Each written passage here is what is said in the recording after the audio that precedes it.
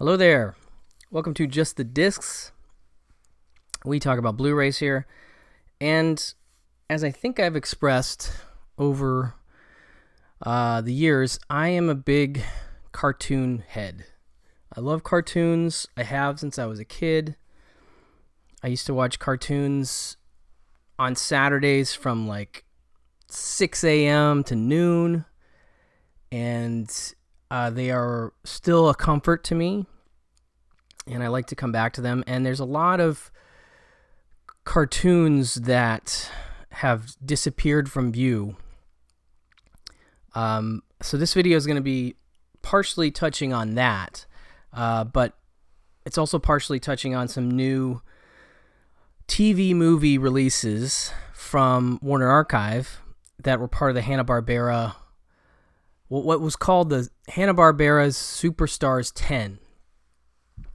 And you can get this as like a box set. I don't have all the animated movies that are in the box set. I only have like 1, 2, 3, 4, 5. I have 6 of the 10. And I'll talk about those 6, but I'm also going to do kind of a little divergence, if you will, into some Not-on-Blu-ray cartoons, which is something I wanted to talk about for a long time. And I'll be a lot quicker with the Not-on-Blu-ray cartoons. But yeah, so this SUPERSTARS 10 set, and all this Warner Archive stuff is available at MovieZing, MovieZyng, as are the cartoon DVD sets that I'm going to talk about, actually. But so this SUPERSTARS 10 was a series of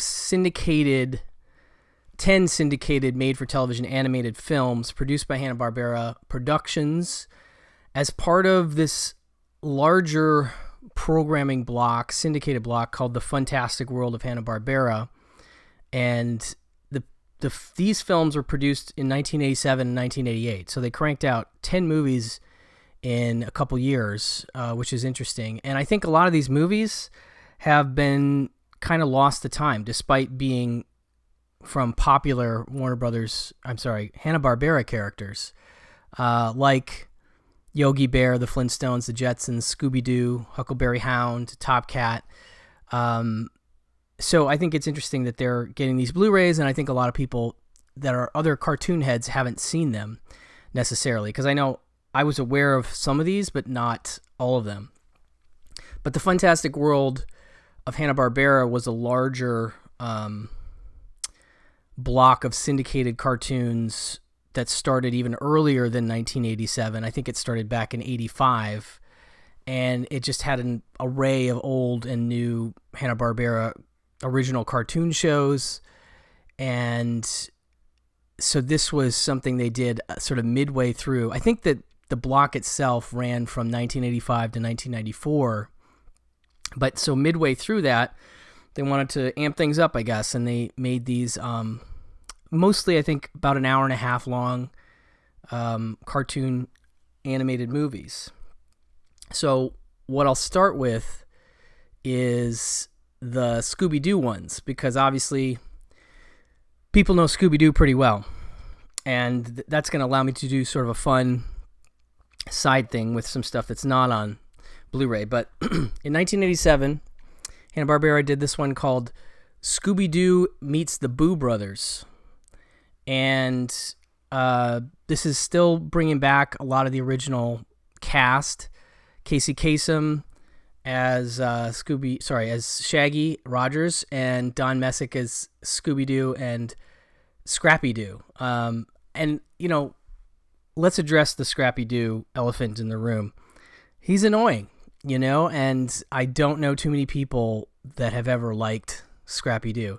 So that is maybe a downside to this movie in some sense. But I still like these continued adventures, if you will, because Scooby-Doo to me has always been one of the great gateways for kids to horror.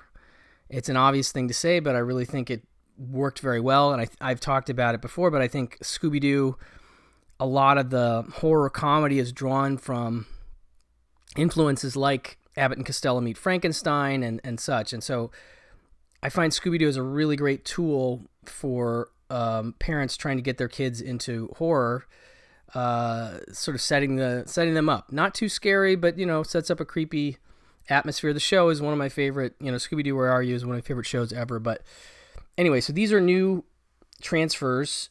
These, I think, digitally had only even been available in SD, and they'd been available on DVD. But these cartoons always look really nice, I have to say. It's the start of a beautiful friendship when Scooby-Doo and Shaggy get up close and spooky with supernatural siblings. When Shaggy takes Scooby and Scrappy-Doo to the southern plantation he's inherited from his uncle Beauregard, they find a creepy manservant, a collection of ghostly tenants, and a fortune in family jewels hidden somewhere on the estate. Terrified, Scooby and Shaggy call in the services of the Boo Brothers, Frico, Strico, and Miko, a team of barely scary ghosts. But as ghosts chase ghosts, they all chase Scooby-Doo, Scrappy, and Shaggy from one end of the estate to the other through trapdoors and secret tunnels, onto runway contraptions and into dangerous booby traps, and with hairbreadth escapes at every turn. So, you get a sense of what's happening here. I like when they bring in other... I was just looking up the Rob Paulson, Ronnie Shell, and Jerry Hauser are the voices of the Boo Brothers. And Jerry Hauser, a very interesting actor who is...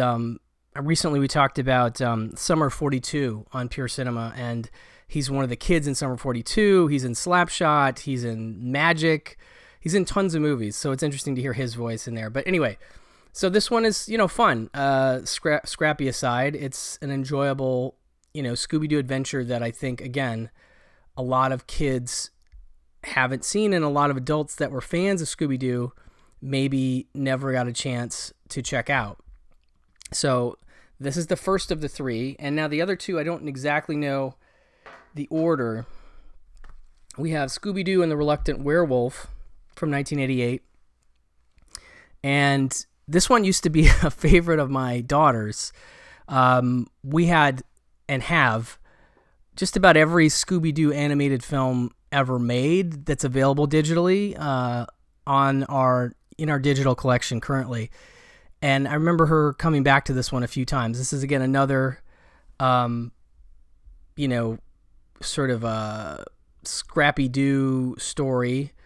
Again, with Don Messick and Casey Kasem voicing, and Frank Welker actually does a voice, although it's not Fred, which I think is interesting. I do like the Scooby and Shaggy off on their own stuff, but obviously I like the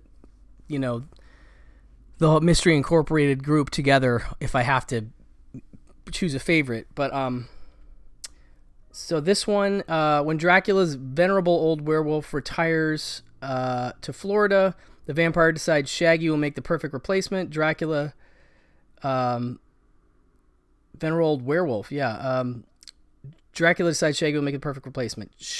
Dracula locks Scooby, Shaggy, and Shaggy's girlfriend, Googie, and this is one of the rare cases where he has a girlfriend, in his scary castle, where they are forced to dine on everything from fudge to spider souffle, and Shaggy becomes shaggier than ever, when Dracula turns him into a werewolf. To become his old self, Shaggy must win the Monster Rally car race, but obstacles lurk around every bend, dangerous cliffs, lava pits, even vampire bees, and it will take everything Scooby and the gang can do to help Shaggy win. So this has a lot of things in it that I love. Old castles,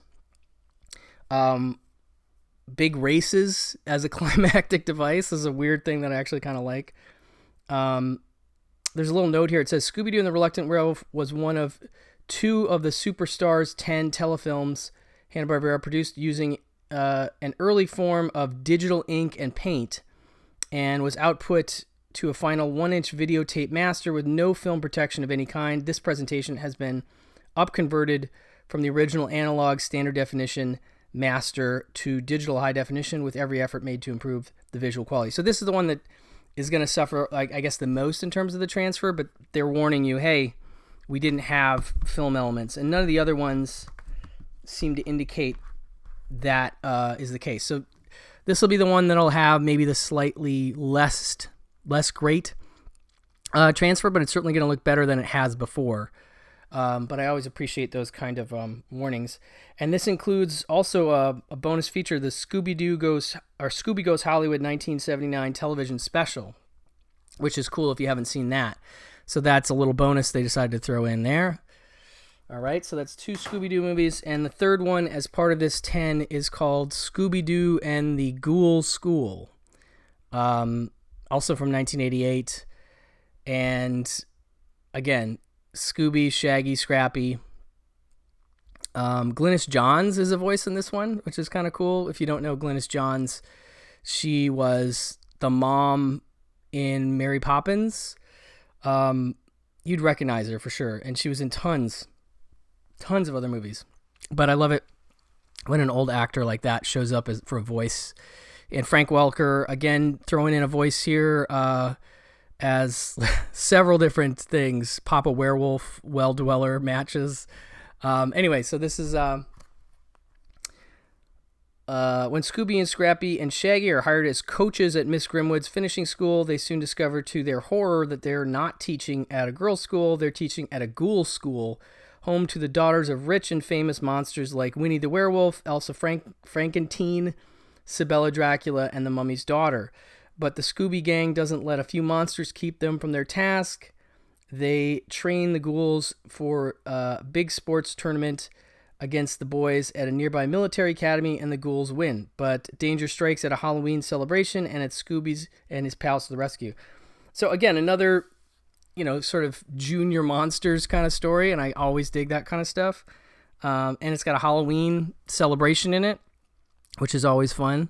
So yeah, this is another one that I'd only ever seen on DVD, and now it looks nicer on Blu-ray. But okay, so this is where I'm going to diverge just for a minute here. So, Scooby-Doo is a big hit, 1969, or whatever. That's when it starts.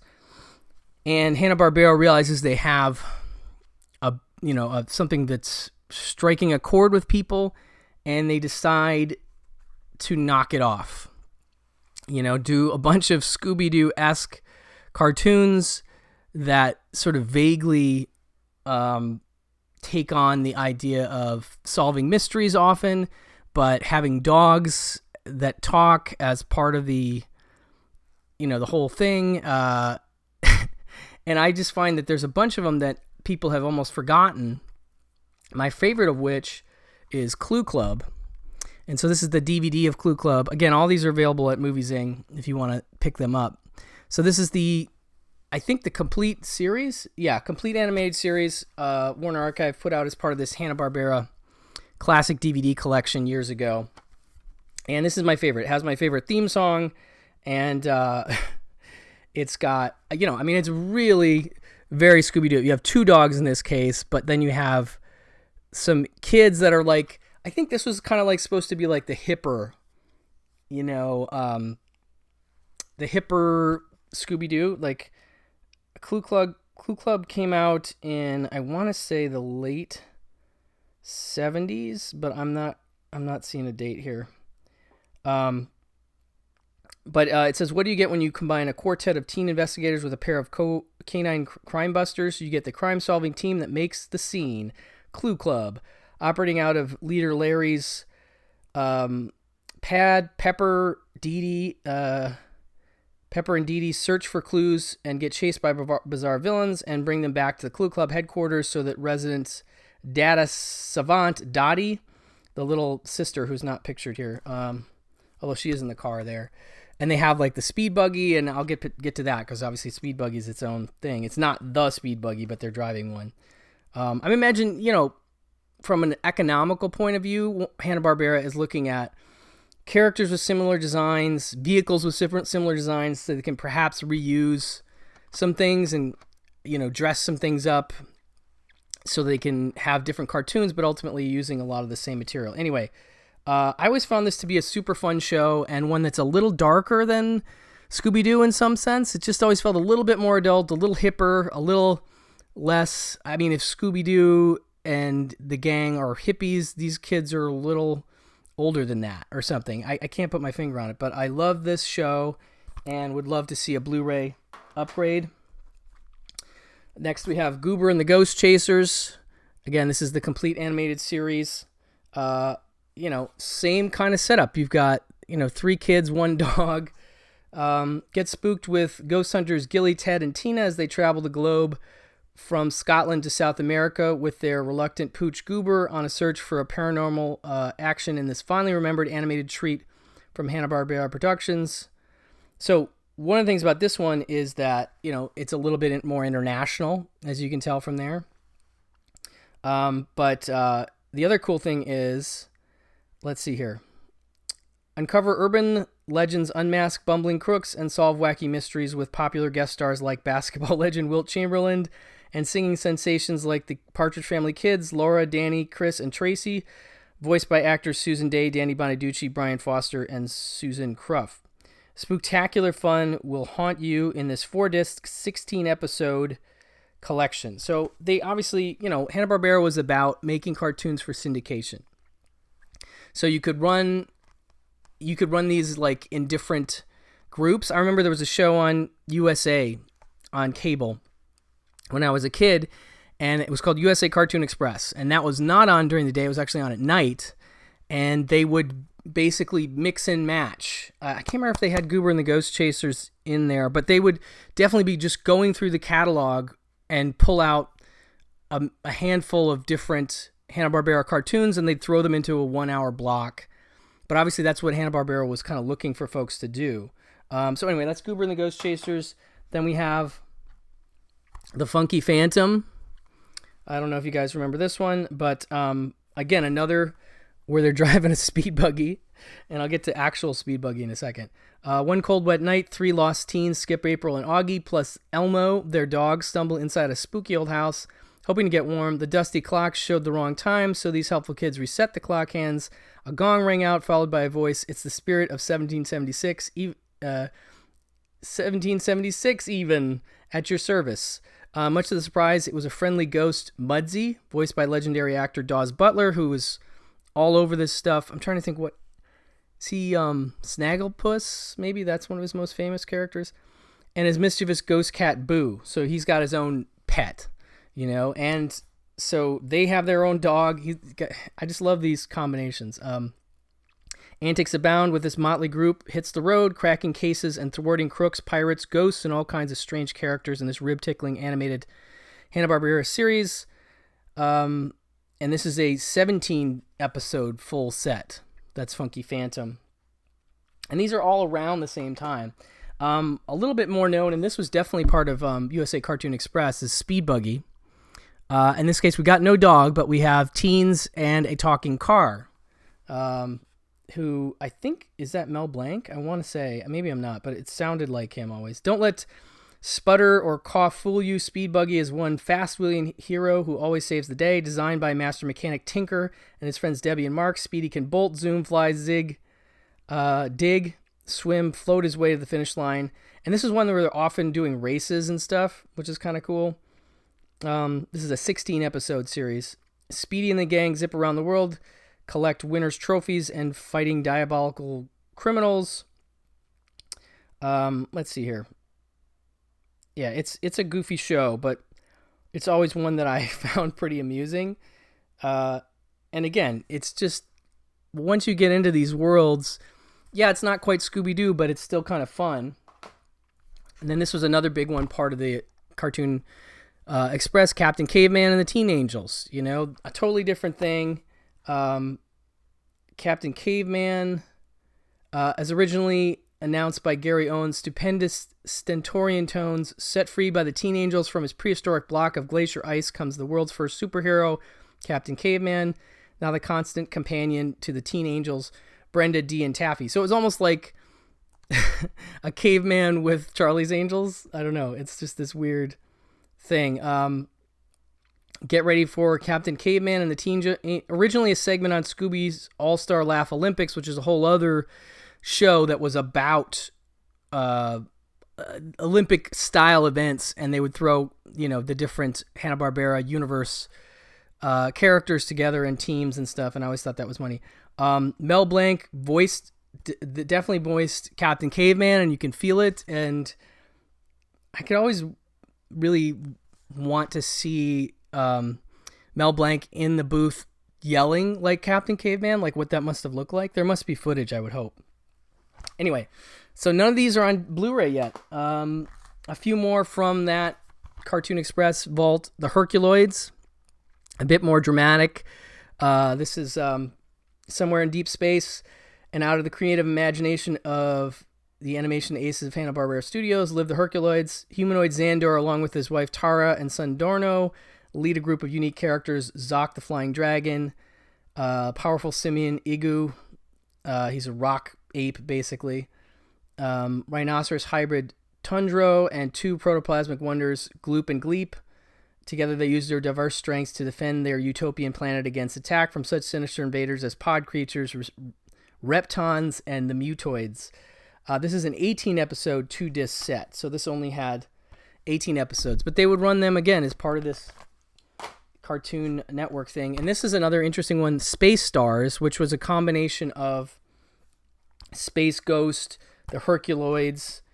As the entire world went space action crazy at the end of the 70s, Hanna-Barbera reconvened its sci-fi superstars Space Ghost and the Herculoids for another round of adventures, joining the 60s sci-fi faves.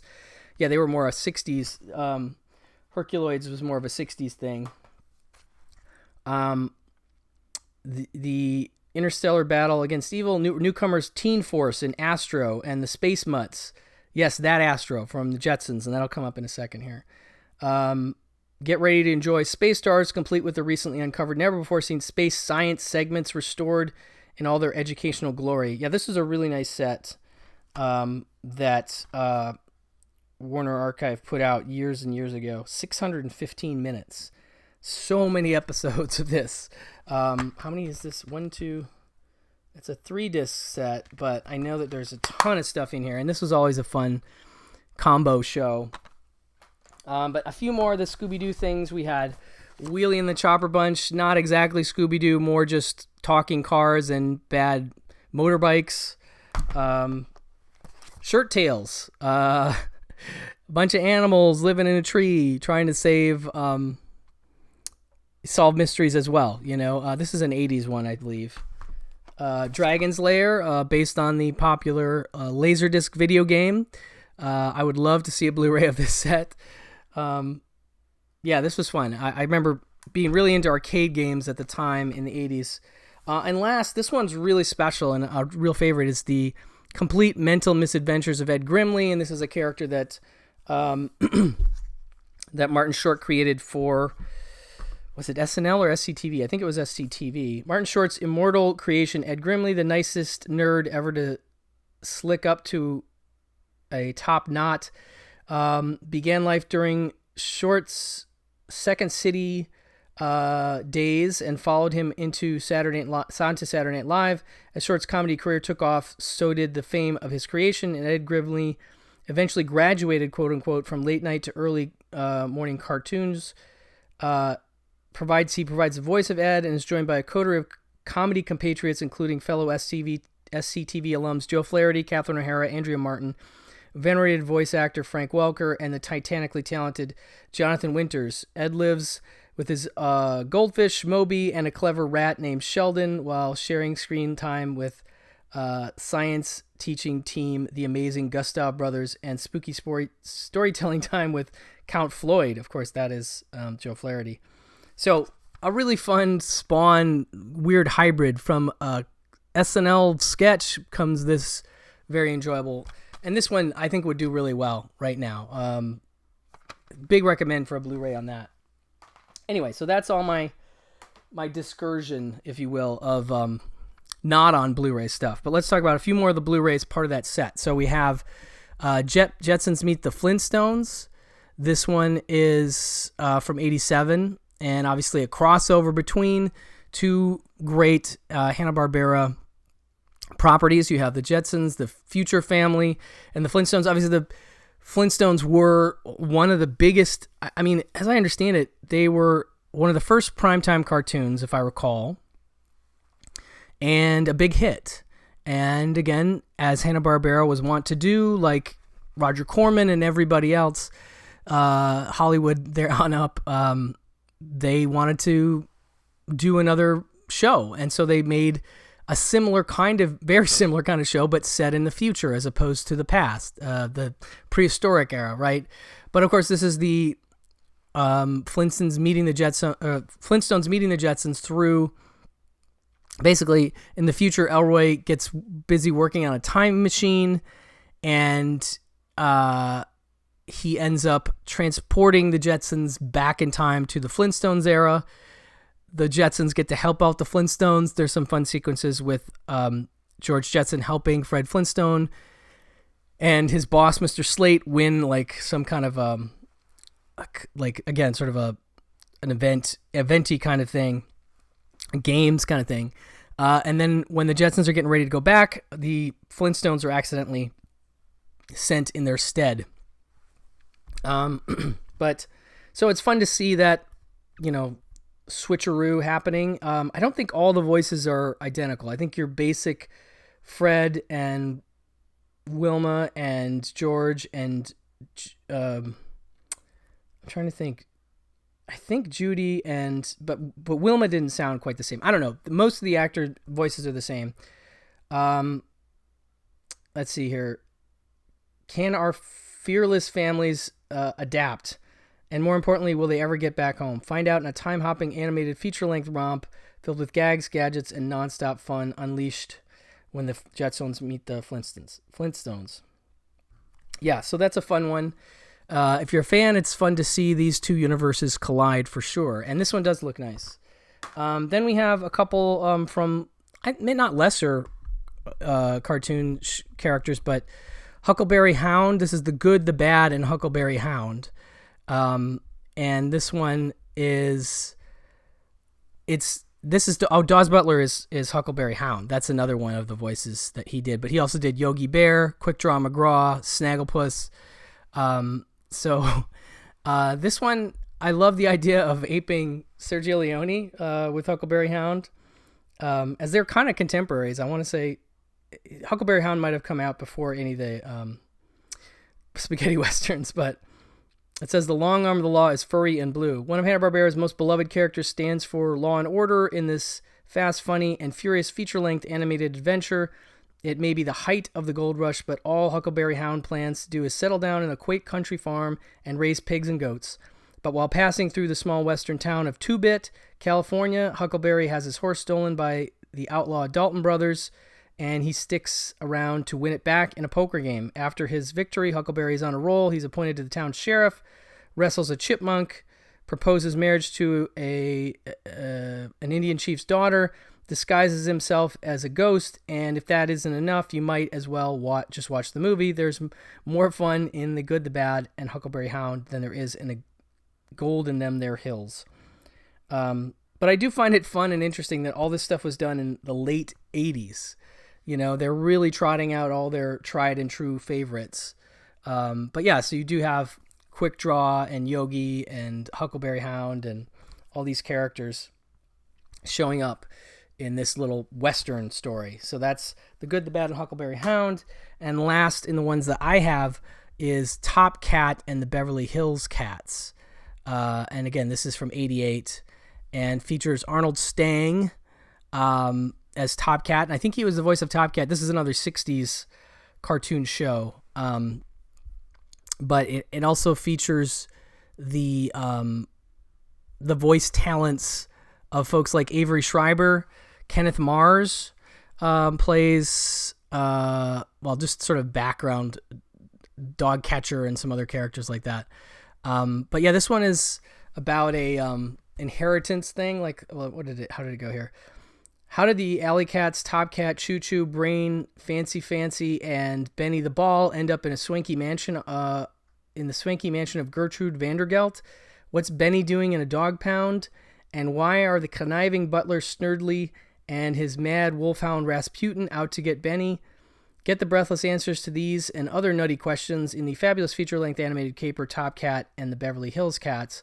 What starts off as another ordinary day in Hoagie Alley turns into an adventurous romp through Beverly Hills with Top Cat and the gang riding in limos, attending lavish costume parties, and saving the heir to the Vandergelt fortune. Original Top Cat series voice actors Arnold Stang, Marvin Kaplan, who does Choo Choo, Leo DeLion, who does Spook and the Brain, and John Stevenson, who does Fancy Fancy, reprising their roles. So that's cool. This is a case where you do get all the originals back, although they do sound maybe a little bit older now.